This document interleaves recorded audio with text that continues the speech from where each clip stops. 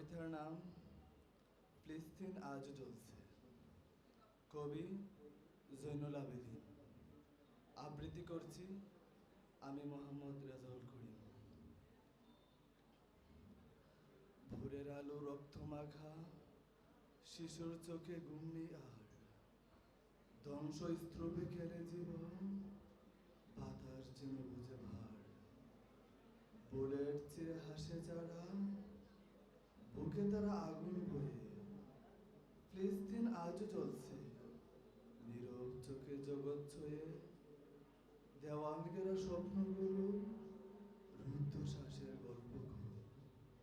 তবু তারা বেঁচে থাকে, স্বাধীনতার আশায় রই। দোসর দোলো ভাঙ্গা পথেও জেগে উঠে আশার দীপ্তি।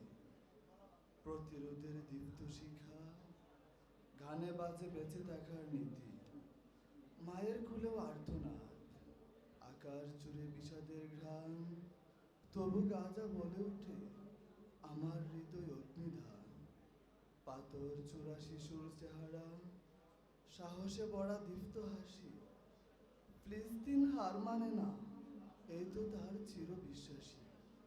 নির্বাক বিশ্ব চেয়ে দেখে মানবতা হারায় পথ। তবু একটি লাল পতাকা দেয় ওদের জীবনের অর্থ। প্রতিটি রক্ত, প্রতিটি ক্ষত ইতিহাসের গায়ে লেখা। ফিলিস্তিনের নামটি এখন প্রতিরোধের শ্রেষ্ঠ রেখা। ইনশাআল্লাহ একদিন হবে স্বাধীন ফিলিস্তিন।